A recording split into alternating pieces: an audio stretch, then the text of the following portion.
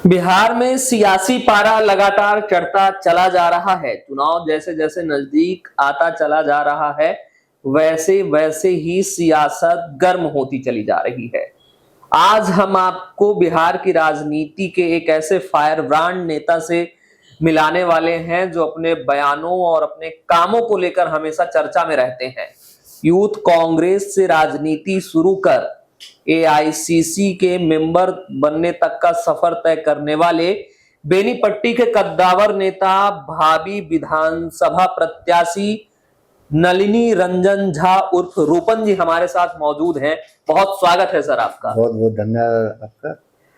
Sir, लगातार देख रहे हैं क्षेत्र में काफी मुस्तैदी से आप जा रहे हैं जनता के बीच में और महागठबंधन की विचारधारा, महागठबंधन की बातों को रख रहे हैं। जनता का क्या कुछ रिएक्शन देखने को मिल रहा है? देखिए, सबसे पहले तो सामाजिक जीवन में किसी भी दल का जो सामाजिक कार्य करता है उसका दायित्व है कि पहले वो अपने वार्ड, पंचायत, अपने ब्लॉक और अपने विधानसभा में काम करे। काम क्या करना है? जो दबे कुचले लोग हैं, जो परेशान लोग हैं, जो समाज के सबसे पिछले पायदान पे बैठे हुए व्यक्ति हैं, उनके यहाँ जाइए, उनके सुख में जाइए या नहीं जाइए, उनके दुख के घड़ी में उनके साथ खड़ा होइए। ये हर एक वो सामाजिक कार्यकर्ता, चाहे वो किसी भी दल का हो, उसका कर्तव्य है कि वो इस चीज को करे। रही बात कि आपने कहा कि कैसा महसूस करते हैं आप बेनीपट्टी में, विगत 20 वर्षों से बेनीपट्टी उपेक्षित रहा है। चाहे वो सड़क निर्माण में हो, चाहे वो नाला निर्माण में हो, चाहे वो शिक्षा के क्षेत्र में चले जाएं आप। और सबसे जो मुख्य बातें हैं हमारे यहाँ का, मिथिलांचल में हम लोगों के यहाँ कहावत रहा है पहले से भी कि पान, माछ और मखान सबसे बड़ा उत्पादन का जो केंद्र रहा है पूर्व से भी, वो मिथिलांचल रहा है। जो ना यहाँ के स्थानीय विधायक ने उसकी तरफ देखा, उस चीज की तरफ, और ना ही सरकार की मंशा कभी क्लियर हुई इन सब चीजों के लिए। अगर यहाँ का स्थानीय विधायक या जो भी प्रतिनिधित्व करता हो वो इस बात को देखता या समझता कि हमारी क्षेत्र की क्या मांग है, यहाँ हम क्या करें कि यहाँ की बेरोजगारी ज्यादा से ज्यादा दूर हो पाए, तो मुझे लगता है कि मत्स्य पालन जो है, मछली का पालन और मखाना का, ये दो चीजों में ही हम मिथिलांचल, बेनीपट्टी, मधुबनी अव्वल दर्जे में रहता है। आप कह रहे हैं कि बेनीपट्टी उपेक्षित रहा है। हाल ही में अभी कलुआही में महावीर स्थान में एक सड़क का शिलान्यास करने माननीय पूर्व मंत्री और वर्तमान विधायक विनोद नारायण झा जी गए हुए थे। वहां पर उन्होंने एक बयान दिया कि विकास का काम देखकर विपक्ष तिलमिलाया हुआ है। नहीं, सही कहा उन्होंने, क्योंकि अभी इलेक्शन का दौर है और मुझे लगता है कि जो स्थानीय विधायक हैं उनकी सूझबूझ एकदम खत्म हो गई है। वो अपने आप को ऐच्छिक कोष तक सीमित रख लिए हुए हैं। जब जनप्रतिनिधि की मंशा इस तरह की हो, मानसिकता, तो आप क्या उम्मीद कर सकते हैं ऐसे प्रतिनिधित्व करने वालों से? आप इस बात को समझिए कि वो दूसरे बार बेनीपट्टी विधानसभा से विधायक है और हारने के बाद भी उनके पार्टी ने उनको यहां से एमएलसी बनाया और उसके बाद अभी आपने जिक्र किया कि वो मंत्री भी बने। उनके मंत्रित्व काल में ये जो नल जल योजना आप देख रहे हैं पूरे बिहार में, उसकी हालात क्या है ये आप एक सर्वे कर लें जाकर के। उनके ही मंत्री रहते हुए मुझे लगता है कि अगर सही तरीके से जांच हो जाए तो बिहार में इससे बड़ा घोटाला, नल जल योजना से बड़ा घोटाला नहीं हो सकता है। उनके कार्यकाल पे मैं तो बता रहा हूं और मैं ऑन रिकॉर्ड बता रहा हूं कि अगर ये जांच का विषय है और इसकी जांच हो जाए तो मुझे लगता है बिहार में सबसे बड़ा घोटाला नल जल योजना का होगा। काफी गंभीर आरोप लगा रहे हैं, एकदम पूरे होशो हवास में लगा रहे हैं। मैं फिर से कह रहा हूं कि इसकी जांच हो और जांच होने के बाद पूरे बिहार में सबसे बड़ा घोटाला ये नल जल योजना का है। हाहाकार मचा हुआ है। हम भी अभी बेनीपट्टी क्षेत्र में जा रहे थे तो पूरे बेनीपट्टी नगर की स्थिति जो है वो बिल्कुल दयनीय है। वहीं नगर विकास मंत्री जीवेश कुमार बहुत बड़े बड़े दावे करते हैं। आपके क्षेत्र से कुछ ही दूरी में उनका क्षेत्र है जाले। तो ये पूरी तरीके से नगर विकास का जो मामला है, चाहे वो मधुबनी शहर की बात करें या नगर पंचायत बेनीपट्टी की भी बात करें, तो हर जगह कचरा, सड़क नहीं है, पूरी तरीके से नलों में पानी नहीं आ रहा है। तो ये नगर विकास का जो मॉडल है, आपको नहीं लगता कि पूरी तरीके से फेल है? पूरी सरकार फेल्योर है। आप नगर विकास की क्या बात करते हैं? जब किसी भी देश का, किसी भी राज्य का, जिस राज्य का मुखिया ही मानसिक रूप से बीमार हो गया हो, उस राज्य में आप किसी भी मंत्रालय से क्या उम्मीद कर सकते हैं? ये बेईमानी है, खाना पूर्ति है। रही बात आपने कहा विनोद नारायण झा जी का, ये एमएलए हैं यहाँ से, अभी उनसे आप सवाल कीजिए। मैं आपसे कहता हूँ, आग्रह निवेदन करता हूँ कि आप उनसे जाके कहिए कि बेनीपट्टी नगर निगम में हाहाकार मचा हुआ है पानी को लेकर के, जल को लेकर के। उनका जवाब क्या होगा? राहुल गांधी जी ने पप्पू यादव को ट्रक पे नहीं चढ़ने दिया, कन्हैया कुमार को धक्के मार के उतार दिया गया। जिस सरकार का, मैंने कहा पहले भी आपसे, और जिस किसी भी नेता का, चाहे वो किसी भी दल का प्रतिनिधित्व करने वाला हो, उसकी मंशा साफ होनी चाहिए। उसका विजन क्या है उसके क्षेत्र के लिए। बात शिक्षा की होनी चाहिए, बात बेरोजगारी की होनी चाहिए, बात डेवलपमेंट की होनी चाहिए, बात आपका जो क्षेत्रीय, मतलब मान लीजिए हम बेनीपट्टी की बात करते हैं, हम बेनीपट्टी की बेटा की बात करते हैं कि यहाँ का प्रतिनिधित्व कोई बेनीपट्टी का लोकल करे, चाहे वो किसी भी दल का हो, तो हम बात पहले बेनीपट्टी का करेंगे। बेनीपट्टी के बाद अगर ऊपर वाले ने चाहा, आप लोगों का या जनता जनार्दन का आशीर्वाद मिला और मुझे ऐसा कुछ औहदा मिलता है, तो मैं ठीक है, मैं पूरे सूबे की बात करूंगा। लेकिन पहले मेरा कर्तव्य है कि मैं बेनीपट्टी की बात करूं। बेनीपट्टी में आपने क्या किया? मैंने कहा ना आपसे कि आपने मत्स्य पालन के लिए आपकी क्या योगदान रही, ये जनता के बीच स्पष्ट करिए। आप मखाना उत्पादन के लिए आपने अपने क्षेत्र में क्या किया, ये आपने जनता के बीच में आप क्लियर कीजिए। आपने शिक्षा के लिए केंद्र 20 साल में आपने क्या किया? मखाना की ओर तो केंद्र सरकार ने मखाना बोर्ड की स्थापना की घोषणा की है, काम शुरू है, तमाम प्रयास किए जा रहे हैं डबल इंजन के सरकार के द्वारा। बिल्कुल घोषणा का ही सरकार है ये। घोषणा तो 2 करोड़ प्रति साल, प्रत्येक वर्ष रोजगार की भी बात नरेंद्र मोदी जी ने किया था। कितना लाख करोड़ रोजगार मिला, ये आप लोगों के सामने है। घोषणा तो उन्होंने पिछले विधानसभा में मोतिहारी में आगे कहा कि यहाँ के चीनी मिल को चालू करके अगली बार आऊंगा, इसी के चीनी से चाय पीऊंगा। तो जब सरकार ही यह बात कहे कि चुनावी जुमला होता है और देश का प्रधानमंत्री, जो देश का प्रमुख व्यक्ति जो है, उसके बारे में ये कहा जाए कि चुनावी जुमला होता है, तो फिर आप क्या उम्मीद कर सकते हैं? मैंने पहले कहा आपसे और मैं फिर आपसे कहता हूं कि सरकार की मंशा क्लियर होनी चाहिए। आपने शिक्षा में क्या किया, आपने बेरोजगारी के लिए क्या किया, आपने क्षेत्र को आगे बढ़ाने के लिए क्या किया। आप उनसे सवाल पूछिए, उनका जवाब होगा कि 20 साल पहले तो यहाँ जंगल राज था, 20 साल पहले यहाँ तो ये था। अरे भाई, आपके शासन में, जिस शासन को आप सुशासन का नाम देते हैं, उस शासन में सरेआम उस हॉस्पिटल में, जिस हॉस्पिटल में आप अपने किसी भी पेशेंट को मिलने जाए तो 10 प्रोटोकॉल से आपको आगे बढ़ना पड़ता है, वैसे अस्पतालों में डायरेक्ट बंदूक और पिस्तौल लहराते हुए बदमाश जाता है और हत्या कर दी जाती है। जो बिहार का सबसे बड़ा 1 to 10 का बिजनेसमैन हो, 1 साल पहले उसके बेटा का हत्या कर दिया जाता है, उसके घर 1 साल बाद उसके पिता का हत्या कर दिया जाता है। आप 20 साल पहले की बात करते हैं। सीतामढ़ी का एक व्यापारी थाने के प्रभारी से लेकर के, बड़ा दुखद घटना है ये, जिला के जो सबसे सुप्रीम बॉस होता है, एसपी होते हैं, उन तक आवेदन दिया कि मेरे जान को खतरा है, प्रमुख आदमी मुझे मारना चाहते हैं, मुझे सुरक्षा दीजिए। और जब उसे लगा कि ये बिहार सरकार, यहाँ की प्रशासन फेल है, तो उस व्यक्ति ने अपना वीडियो रिकॉर्ड किया और उसने कहा कि ये मेरा जो वॉइस है, इसको अंतिम वॉइस माना जाए। मुझे नहीं लगता है कि अब मैं जिंदा बच पाऊंगा, क्योंकि प्रशासन ने मेरी कोई मदद नहीं की। और ठीक उसके 24 घंटा बाद उसकी हत्या हो जाती है। आप लॉ एंड ऑर्डर पर तमाम सवाल उठा रहे हैं। सदन चल रहा है, मानसून सत्र चल रहा है। मानसून सत्र के दौरान नेता प्रतिपक्ष तेजस्वी यादव अपनी बात रख रहे होते हैं, वहीं वापस डिप्टी सीएम विजय सिन्हा टोकते हैं कि रोज रोज यही बोलेगा, यही बात रखेगा। विधानसभा अध्यक्ष माननीय वो भी उस पर हस्तक्षेप करते हैं। तो ये सदन में जिस तरीके की तमाम गतिविधियां चल रही हैं, सत्ता पक्ष के लोग इस तरीके से जो कर रहे हैं कि बात नहीं रखने दे रहे हैं, इसको लेकर आपकी क्या कुछ टिप्पणी है? वही बात बता रहे हैं आपको। हमारे जो नेता हैं राहुल गांधी जी जननायक, विगत 5 वर्षों से वो कहते आ रहे हैं और लड़ते भी आ रहे हैं कि इस देश का संविधान, इस देश का जो कॉन्स्टिट्यूशन है वो खतरे में है। खतरे में क्यों है? बाबा साहब अंबेडकर ने जो संविधान लिखा, आज कुछ संघी लोग चाहते हैं कि उसको खत्म कर दें।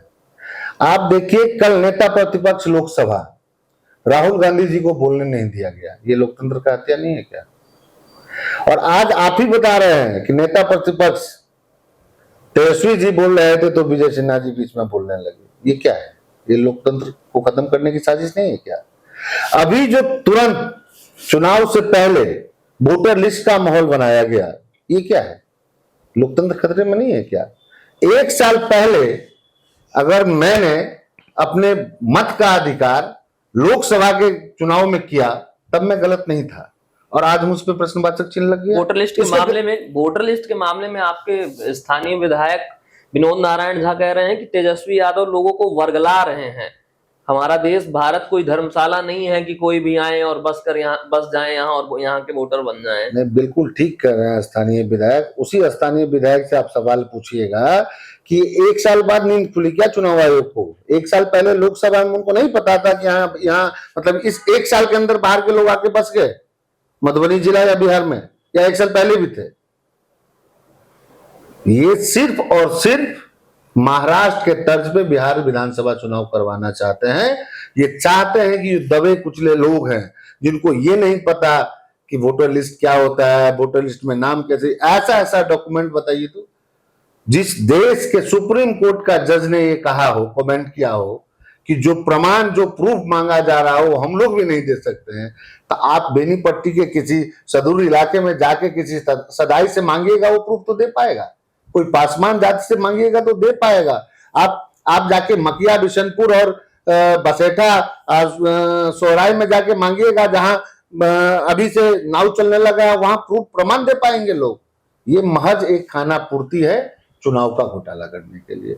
और नेता, हमारे जो नेता है राहुल गांधी जी ने, वो एकदम स्पष्ट उन्होंने लड़ाई ठानी है कि मुझे किसी भी हद तक, या हम लोगों को किसी भी हद तक जाना पड़े तो हम लोग ये प्रयास करेंगे कि घोटाला नहीं होगा। राहुल गांधी जी एकदम स्वतंत्र संस्था है चुनाव आयोग पर चोरी का आरोप लगा रहे हैं। राहुल गांधी ने कहा है कि बिहार में चुनाव की चोरी होने वाली है। इस तरीके के आरोप स्वतंत्र संस्था पर लगाना किस हद तक सही है? हमने तो आपको पहले ही कहा कि मुझे सिर्फ एक बात का, सवाल का जवाब चुनाव आयोग या भारत सरकार से चाहिए।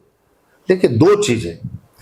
एक चीजें तो ये कि जो वोटर लिस्ट में जिस तरह का सर्वे कराया जा रहा है, वो मुझे नहीं लगता, जहां तक मेरा अपना मानना है या जहां तक मेरी अपनी समझ है, कि इन चीजों पे चुनाव आयोग का कोई काम नहीं। ये गृह मंत्रालय का काम है इन सब चीजों का जांच करना।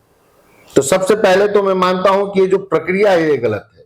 ये भारत सरकार तय करेगा कि कौन हमारे यहाँ का रहने वाला है या नहीं है। दूसरी बात, मैंने आपसे पहले कहा कि अगर इन सब तरह की कोई बात थी तो लोकसभा चुनाव से पहले इन बातों को क्यों नहीं देखा गया? और अगर नहीं देखा गया और अब चुनाव आयोग गहरी नींद से उठा है बिहार विधानसभा चुनाव से पहले, तो सबसे पहले तो मेरा मांग है कि लोकसभा का जो चुनाव हुआ उसको रद्द कर दिया जाए। अगर ये वोटर लिस्ट गलत है तो वो चुनाव गलत हुआ।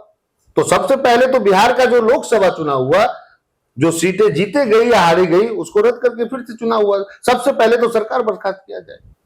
इस बार क्या लगता है, बिहार में जिस तरीके की स्थिति बनती चली जा रही है, अभी तक महागठबंधन ने सीएम फेस की घोषणा नहीं की है, और वापस अभी आप घटना का जिक्र कर ही रहे थे, पप्पू यादव और कन्हैया कुमार को वहां वैन में चढ़ने नहीं दिया जाता। तमाम जो सत्ता पक्ष के लोग हैं वो आरोप लगा रहे हैं कि महागठबंधन में सब कुछ ठीक नहीं चल रहा है। देखिए, किस गठबंधन में क्या ठीक चल रहा है, नहीं चल रहा है, मांझी जी अपना आलाप गा रहे हैं कि मुझे कितना सीटें चाहिए। अभी 15 दिन पहले चिराग पासवान जी ने कह दिया कि मैं सारे सीटें पे चुनाव में लड़ूंगा। तो किस गठबंधन का क्या स्थिति है, ये बिहार के जनता से छुपा हुआ नहीं है। रही बात कि आपने कहा कि महागठबंधन का फेस, पहले भी ऐसा होता आ रहा है और हमारी पार्टी का व्यक्तिगत, हमारी जो पार्टी है कांग्रेस पार्टी, उसका मानना है और पहले से ही ऐसा हमारा सिस्टम है पार्टी का कि चुनाव होने के बाद विधायक दल के नेता चुने जाते हैं और विधायक दल के नेता चुनने के बाद हम लोग तय करते हैं कि हमारा सीएम फेस कौन हो। नलिनी रंजन झा की अगर मैं बात करूं, बेनीपट्टी में किस तरीके की तैयारी चल रही है? देखिए, मैंने कहा आपसे कि हर वो सामाजिक कार्यकर्ता जो समाज में किसी भी पार्टी से जुड़ा हुआ है, उसका पहला कर्तव्य है कि वो अपने बूथ पे, अपने वार्ड, अपने पंचायत और अपने ब्लॉक में जो वंचित लोग हैं उसके करीब जाए, उसके कंधे में कंधे मिला के खड़ा रहे, उसके हर दुख में दर्द में उसके साथ रहे। मेरा मानना है कि मैं बेनीपट्टी का बेटा हूं और मैं जितना भी मुझसे बन पाता है, मैं अपने विधानसभा, बेनीपट्टी विधानसभा के लोगों के बीच, जनता के बीच रहता हूं, हर सुख में हर दुख में खड़ा रहता हूं। इसलिए मुझे लगता है कि अगर मुझे आला कमान ने मौका दिया तो बेनीपट्टी में जात पात हर पार्टी धर्म से उठ करके यहाँ की जनता जनार्दन हमको मदद करेगी, हमको वोट करेगी। आपकी नजर में बेनीपट्टी का सबसे बड़ा मुद्दा क्या होने वाला है इस बार? अगर आला कमान आप पर भरोसा जताता है तो किन मुद्दों पर आप चुनाव लड़ने नीचे नीचे जमीन पर जाएंगे? देखिए, बेनीपट्टी में सबसे पहला तो जो बेनीपट्टी का प्रॉपर समस्या है विधानसभा का, वो यहाँ चलने के लिए सड़क और पानी बहने के लिए नाला नहीं है। बहुत जगह जो बेनीपट्टी हेडक्वार्टर है, मुख्यालय है, वहां अगर आप, अभी बरसात का समय है, थोड़ा बहुत बरसात हुआ है, आप जाके देखिए, आप पांव पैदल गुजर नहीं सकते हैं। तो सबसे पहला जो प्राथमिकता है वो तो है सड़क और नाला का। उसके बाद हमारे विधानसभा में हमने पहले कहा कि शिक्षा का स्थिति बहुत ही बदतर है, उसको सुधार करने की जरूरत है। भ्रष्टाचार चरम सीमा पे है, आप दाखिल खारिज कराने चले जाइए, आपका स्वयं का जमीन है, पुश्तैनी जमीन है, 10 से 20 हजार रुपए ले लेते हैं, मांग लेते हैं ये लोग, और ओपन मांगते हैं, अफसरशाही चरम सीमा पर है। मत्स्य पालन, जो बेनीपट्टी मिथिलांचल का जो प्रमुख हमारा क्षेत्र है, बेनीपट्टी विधानसभा, इसमें नागदा, बलैन, ये सब जितना भी हमारा क्षेत्र पड़ता है, ये पहले से भी, मतलब पुराना अगर आप देख लीजिए तो पहले से ही यहाँ मत्स्य पालन के लोग रहे हैं और मछली पालन करते रहे हैं।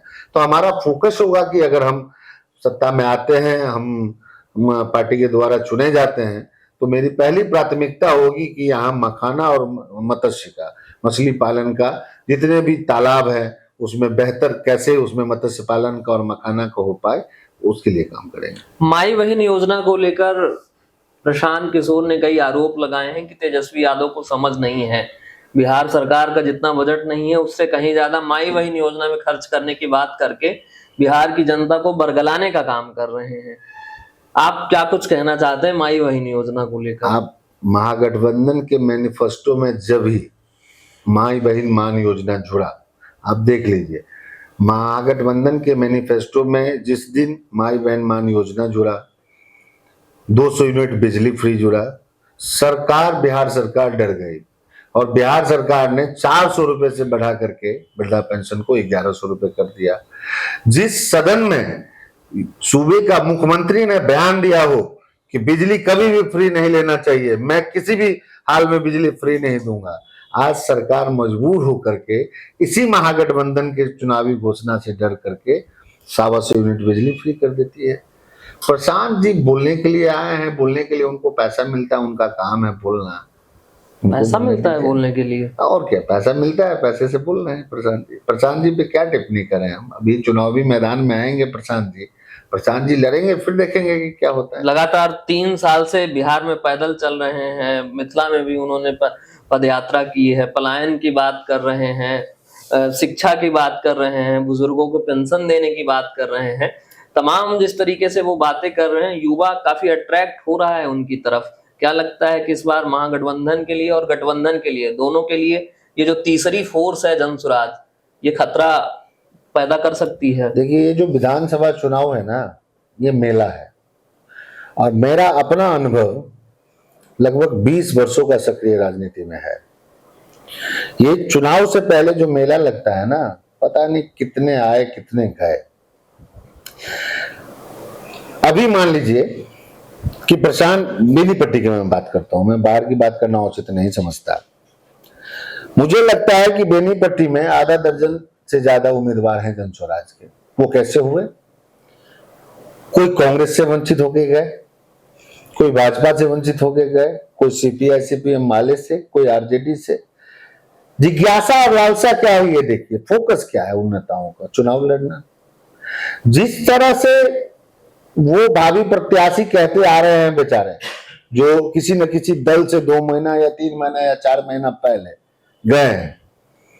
प्रशांत किशोर जी टिकट तो किसी एक ही को देंगे अगर वो चुनाव लड़वाते हैं, फिर बाकी क्या होगा?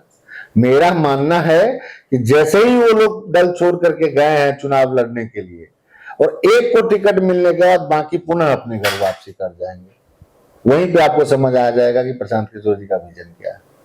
बेनीपट्टी में जिस तरीके से आप लगातार प्रयास कर रहे हैं, जो भी लोग वहां महागठबंधन से और तमाम अन्य लोग जो तैयारी कर रहे हैं, अभी तक की जो स्थिति बनी हुई है, तो आला कमान की तरफ से आपको कोई निर्देश प्राप्त हुआ है या कोई हरी झंडी दिखती हुई नजर आ रही है? देखिए, आला कमान के तरफ से निर्देश ये कहना मेरे लिए ठीक नहीं है। मेरा मानना, व्यक्तिगत मानना है कि पार्टी के हर वो वर्कर जो पार्टी के लिए काम करता है, पार्टी के काम से जुड़ा रहता है, और जो चाहता है, वर्कर तो सैकड़ों हजारों होते हैं, लेकिन जिसकी मंशा होती है कि हम चुनाव लड़े, हर वो वर्कर जो पार्टी का वर्षों से झंडा धो रहा है, बैनर लगा रहा है, दरी बिछा रहा है, जिसकी मंशा चुनाव लड़ने की है, वो अधिकार रखता है दावेदारी करने का।